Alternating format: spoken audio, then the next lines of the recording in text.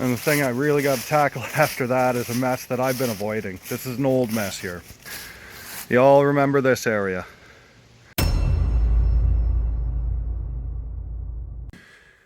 Well, we're back in today, and it occurred to me, I haven't done an intro in a long time. I haven't done an exit video. I haven't done a whole lot recently. So Ray's been away on his honeymoon. And I've been having to really buckle down with my regular work.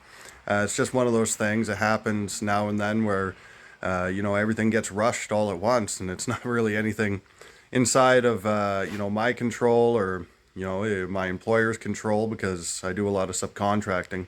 It's just something that happens sometimes. So yeah, I mean, the past while Ray's been gone, I've literally just been filming and banking and filming and banking, and I didn't know where it would start, where it would end. And you know, it was done in tiny little pieces. It's been cold, so it's a beautiful day today, and I thought I'd start things over a little bit, you know, a little fresh start, kick things off. And this is still up. This is something I did last night. A lot of you probably remember that airing. That was not too long ago now. So yeah, I've been stuck in the grind for a little bit now, and yeah, you know, it was nice to just step back, do something a little fun, you know. Some old friends of ours, you know, invited us to get into the challenge they're doing, and we took it. Typically, I wouldn't even consider putting Christmas decorations up yet. We're extremely traditional in how we do things. We don't, we'll put some winter decorations up, but we won't touch the Christmas decorations usually till Christmas Eve, unless we know we're going to be super busy Christmas Eve. That's the day. That's when we do it, and we make a big to-do over it. We put up the tree, pull out all the bins, and kids, everybody just starts throwing, you know, decorations all over the place. It's and we love it that way. So that's still how we're going to do it, but it was definitely you know, fun to take a little break.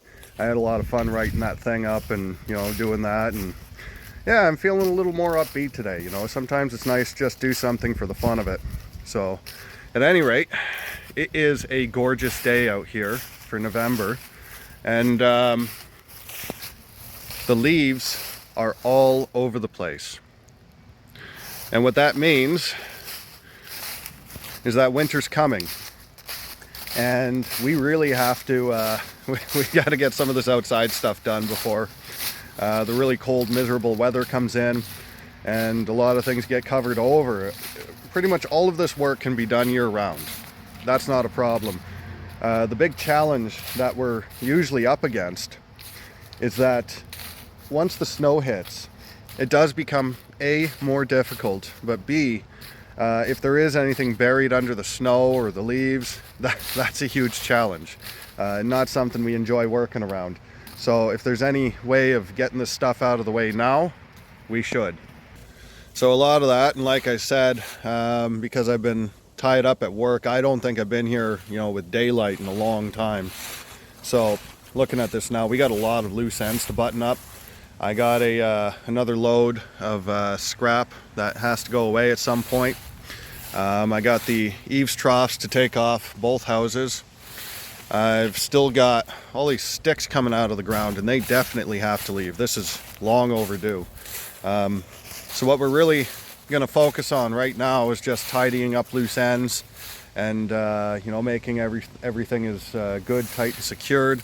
Anything that is going to be staying out, like that brick pile, I'm not going to be tackling that today.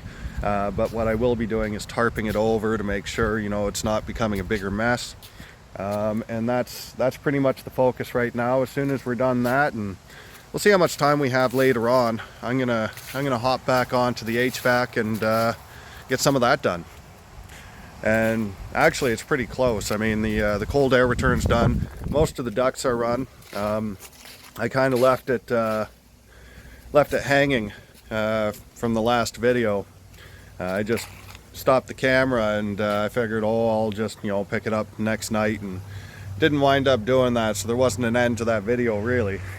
So sorry if I left you hanging there, but yeah, there's really not much left, and we'll have that done shortly. As far as hooking it up, it's just adding a thermostat, which is practically nothing. So that's where we're at. Let's get to it.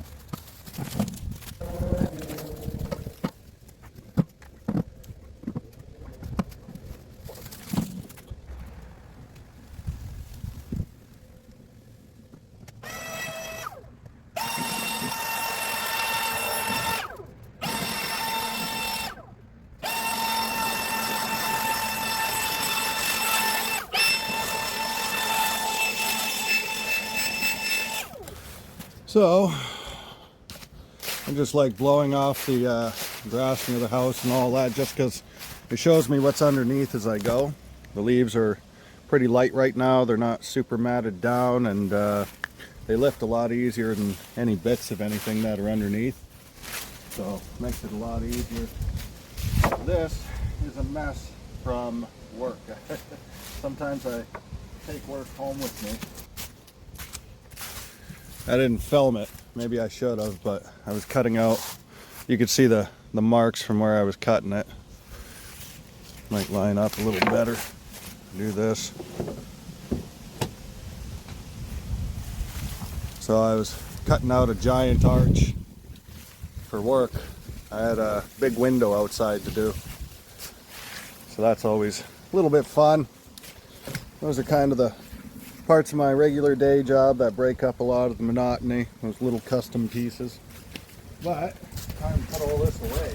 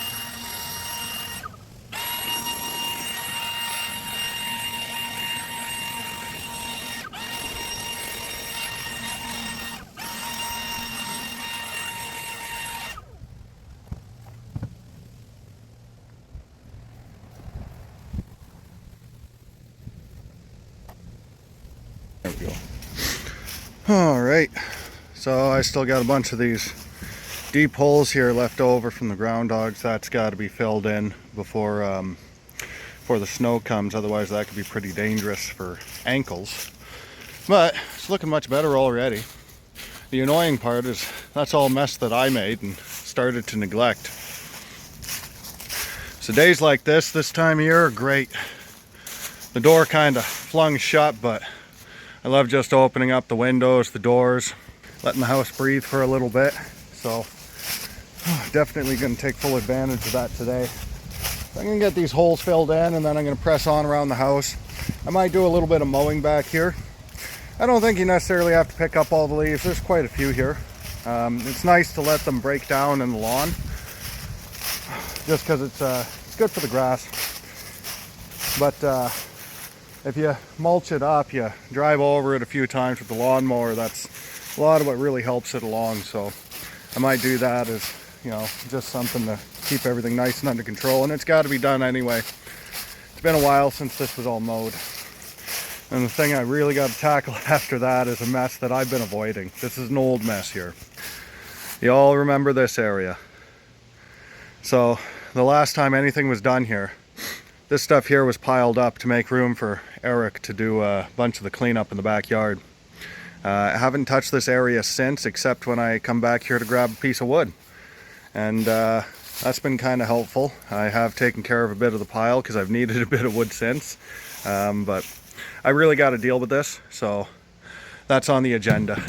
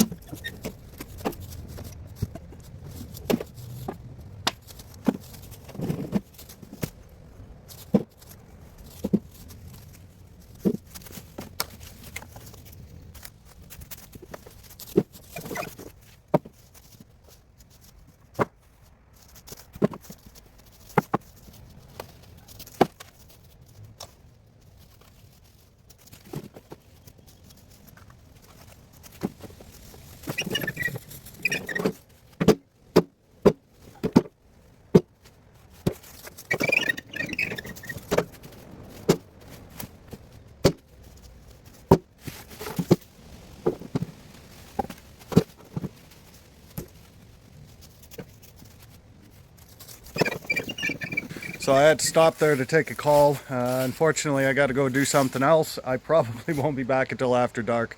But I think I got a decent amount done here today. So hopefully I'm back. I can take care of some of the inside stuff after this, because once again it is nice, and the temperature inside should be going up a little bit as well, which is really nice because it was getting cold in there. I've been in Michigan a while, and you know, I'm used to the temperatures here now, and you know, it phases me. I don't like being out in the cold that much, so certainly not at night. So at any rate, we'll get back to it in a bit. Alright, so I'm back down into the basement, and we're going to finish up this furnace work and maybe even have HVAC just ready to go. I suppose there's a couple holes left to patch on the furnace ductwork, but at any rate, we're going to get plugging away down here, and yeah, we'll see what we get done.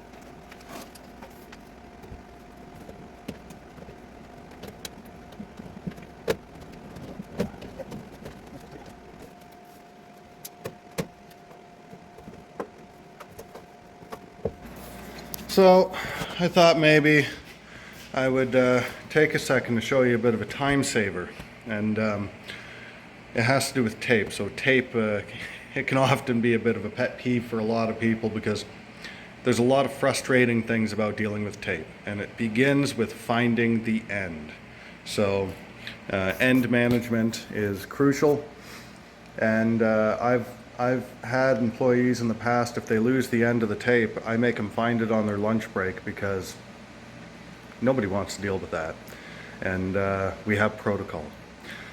So among some of those protocols, so this kind of tape here has a backer that has to be removed. And so it's loose on the roll, you'll notice. So that has some conveniences. And one of the conveniences in particular is that I can roll and roll back up whatever I need. There's way less waste this way. One of the other conveniences is, I'm not sure if you noticed it, maybe I'll do it in a bit more slow motion on another joint. Actually, yeah, I'll just do one here and show you real quick. A little trick for getting in tight spaces.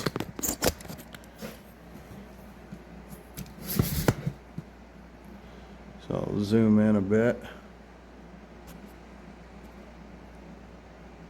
And, oh, there we go. So I'll do this one real quick and show you.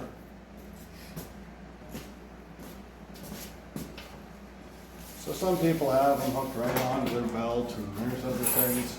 I think as long as I got enough loose slack, I don't really mind. And yeah, I'll often just tie up the ends like that. So, as I said, there's a convenience, so I'll put the backer on for the most part, not completely tight. And this is how I did the other side there, where it was really tight. Now trying to fish tape when it's got a sticky end is really, really frustrating. So what you could do is put it through with the backer. Oh. And you place it exactly where you want. And once you got it where you want, you just start pulling this back.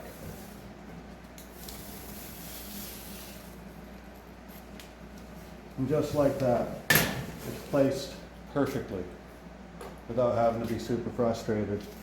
Now the other thing you're going to notice is I don't really remove any of this blue stuff here. And the reason for that is twofold.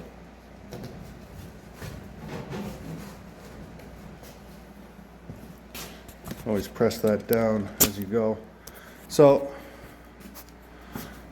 yeah, I don't mind a massive giant tail.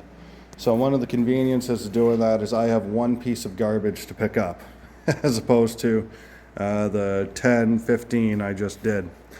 The other benefit of keeping it going is it keeps this separated from the tape.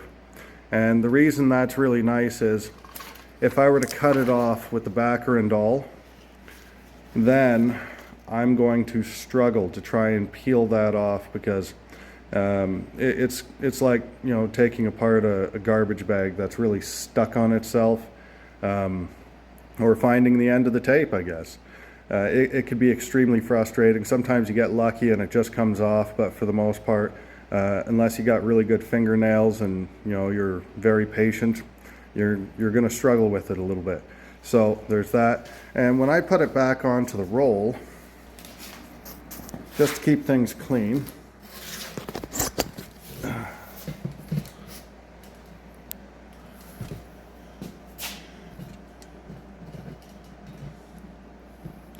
a lot of you might be wondering, you know, why on earth am I spending time, you know, showing you how to do silly stuff like this, but I could tell you these are exactly the time-saving things that are worth knowing.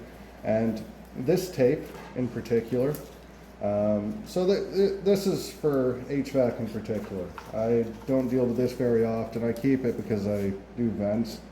I don't know exactly what it is, but I know I use a lot of butyl tape, which is pretty much the exact same thing. That's why I'm very familiar with it. So that's what I do there. I just take the blue just a little bit further back like that, and I just put the end on, just on the end. Sometimes I'll just do a dog ear that sticks, and that just keeps it nice and protected. You don't want this flopping around while it's in storage. It'll get beat up and worn, and these rolls aren't exactly cheap. But I could tell you firsthand, as somebody who goes in and does a number of repairs, because tape like that, it's incredibly good at sealing things up. It has excellent integrity inside, outside. You can use it almost wherever. It's worth having around the house, just as a household repair item. And I recommend butyl tape in particular. But you know, if you're in a pinch, you can seal something up in a hurry with that stuff. And I've used it in a pinch. You know, sometimes I show up and I just got to get everything under control until I can actually come back and do the repair. That is very often the tool that I will use, or the material I should say. So learn how to store it, learn how to use it, and it's not a frustrating thing, but I can tell you it is a frustrating experience taking the paper off the back if it's paper backed like this. And yeah, if you can get around that, very useful thing to just have around. So let's get back to it. Oh man, are you guys seeing this? I gotta say, I haven't done anything wacky. I hope I'm not the only one seeing it. Let me try this again. That's better. All right, my vision's been restored, and let's get this done.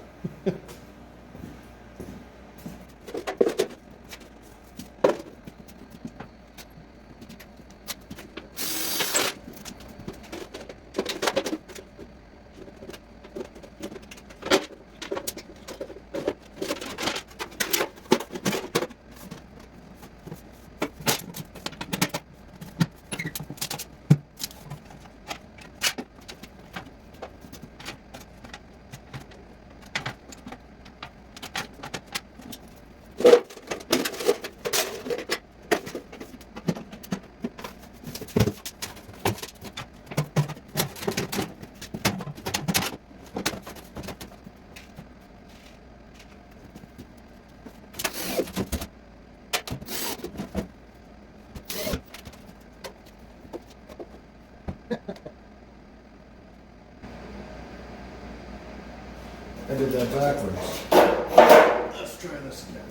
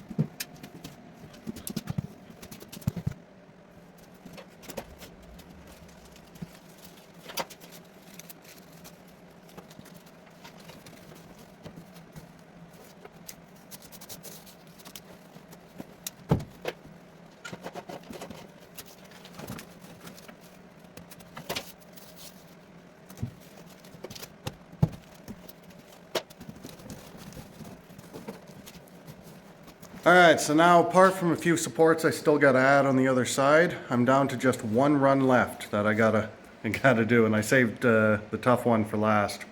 So over here, I've got my register in the cabinet right there, and I got to bring it in through all this. And if I was thinking ahead, and I wasn't thinking of this, unfortunately, I really would have put this run in before doing all the wiring. That would have been the smart thing to do. But then I got to drop it down, run it alongside this duct, and I'm going to tap it in right there. So I got to make a hole in the main trunk. So yeah, I'm going to get a little creative with this. I got an extra piece here. I'm not sure if I'm going to use it or not. I may want to. And what it is an oval duct. And that's the shape that's already coming out of that register up top. So it won't need to transition from there. Now, the thing about ovals, now, it's definitely a lot easier to run. It's very practical design insofar as it's very compact. The round ones, they tend to be a lot bulkier and harder to maneuver around things. But the reason we still kind of prefer the round over the oval is because of airflow. So airflow is a lot easier through the round than it does the oval. But I'm not going to be doing a massive run. I only got one. I'm going to see how far it takes me. I'm just looking at it. It might not even work because it might be a few inches short. I'll see. But if I can put that in there, that's going to maneuver the wires a lot easier. I'm still going to have to remove that cross bracing, unfortunately, and I'll be putting some blocking in to replace that when I get around to it. But let's see what happens.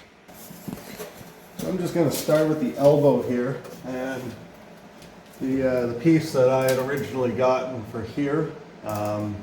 If the length works out, I'll be using it down at the end. So I'm just gonna stick this in for now. That piece might be a little frustrating because that piece up top is still loose. So I might have to throw a weight on it.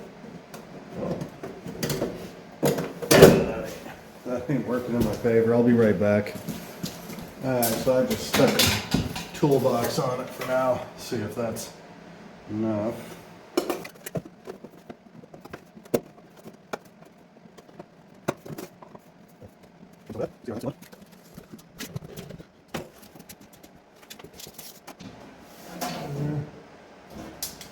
Oh, that's short. It's gonna land here. I don't want that trunk dropping right there. So I'm going to swap that and I'll just transition to the pipes right there. Or actually I could just, I'm going to think about this for a second. Well, I just did it. So the camera was off for the last who knows how long, and you know, I'm just doing my thing, whatever. And nobody will ever know except me. That's what happens when you forget to hit that record button.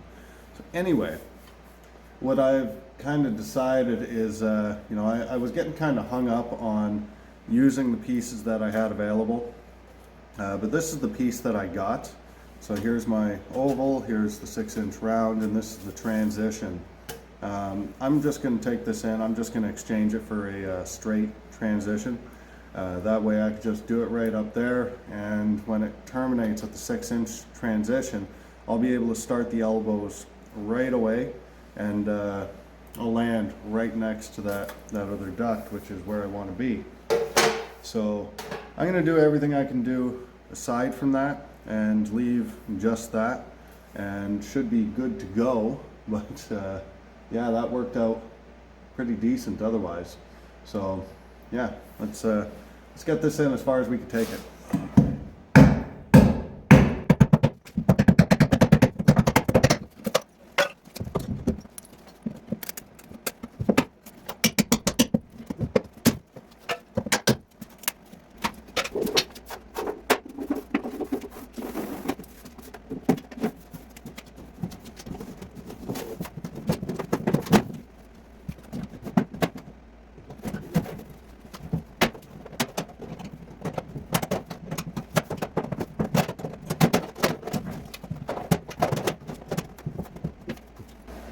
You know what? I'm going to do myself a favor. I can tell just because of the tight access that this just won't be possible.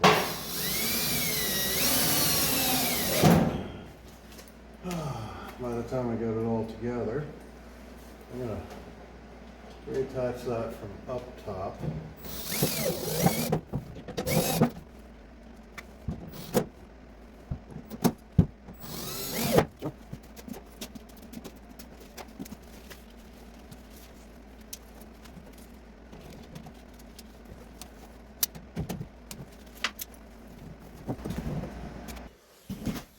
All right, so I have no idea how easily this is going to go.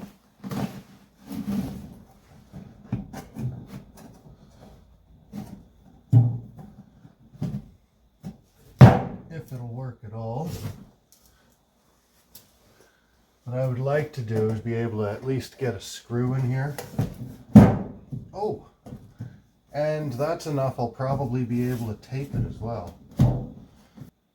Don't know is how I'm going to hold it. I'm going to hop downstairs and just prop it up somehow. Alright, just stuck something underneath it to make sure it doesn't fall down on me. That should work.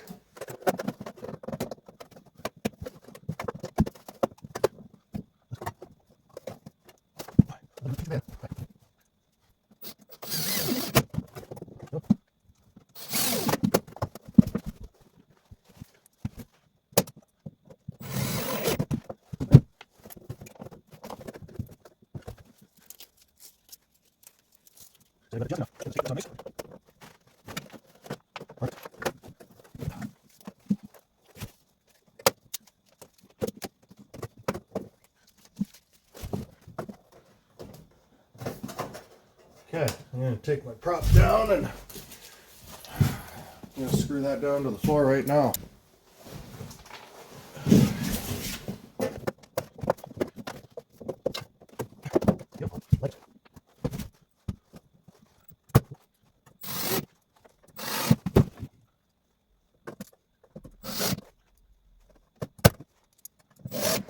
There we are, we're fully attached and taped. I'm going to block off this end now. And it looks like it should be a pain to block off, but it's not actually, because this is 1.5 inches above this. But this, because we got the plumbing and everything else, This ceiling is actually going to be dropped 1.5 inches prior to do any real finishing. So it gives me a bit of leeway here to do what I'm about to do. My bit is so dull I can't hold it screw straight anymore.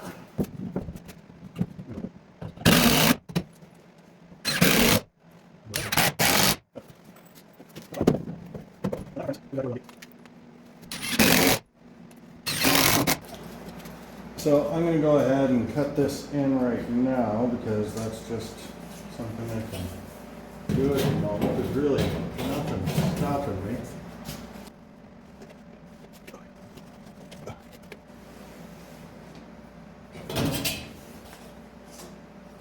Suppose I could have centered that a little better. I think I will.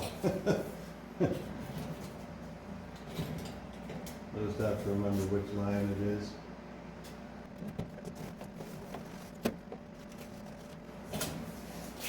That's better. All right.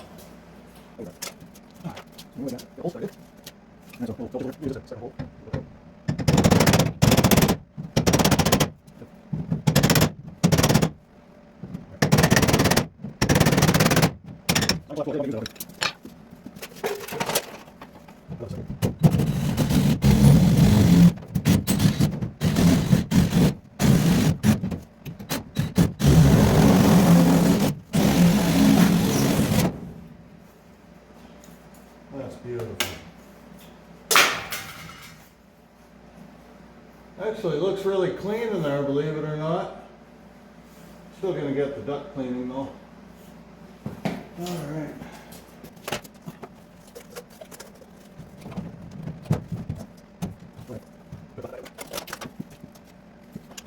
So another little trick for you. So I left some of these edges kind of jagged, whatever. So flattening these out could be a real pain because they're just warped all over the place. Best thing to do is squish it together.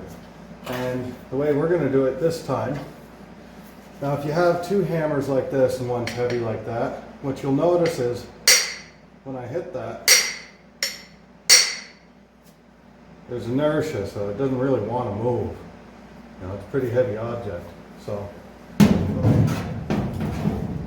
place it on the inside, flat. Flat as Manitoba.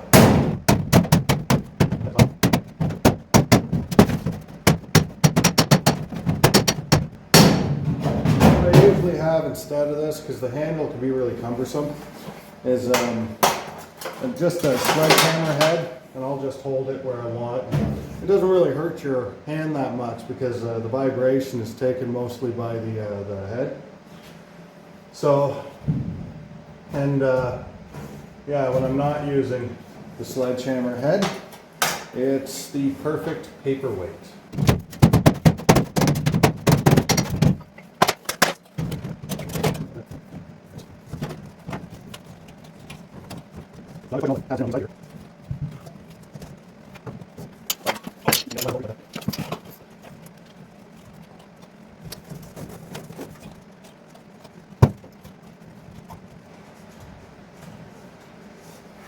There we go.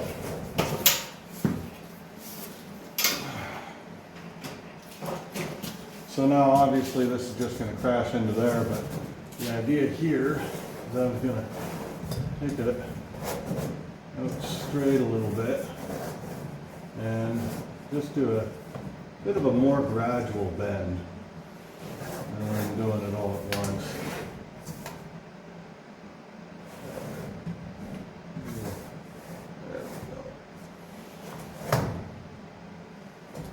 Figure that out when I get the next piece on. Well, that's going to conclude today. Felt pretty good for you know, what I managed to accomplish, and yeah, all I got to do now is yeah, I just got to tap those the furnace wires into the breaker to fire that up. I looked at it before, and all the wires are already in place. Everything's good, and hook up a thermostat. So once I do that, I'm all good to go. I got 2 full propane tanks outside, 200 pounds of propane, and I'm just gonna keep this you know, as soon as the temperature dips, you know, to where it could actually freeze, I'm just going to set it so, you know, it maintains well enough above freezing that I don't have to worry about any issues with my water lines. That's really the biggest concern. If there wasn't water running in here, wouldn't even be worried about heat. We usually just put up with it until we get insulation and everything else done. So at any rate, yeah, we're looking pretty good. Once mechanical is done here, I don't have a huge amount to do with the plumbing. And I think the only big job left is hooking up the water heater. Apart from that, I just gotta tap in the drain lines over to the bathroom and just a little bit of copper, and we're good to go. Once that's done, guess what? Calling in all the inspections. So, till next time, see ya. Have a good one. Bye.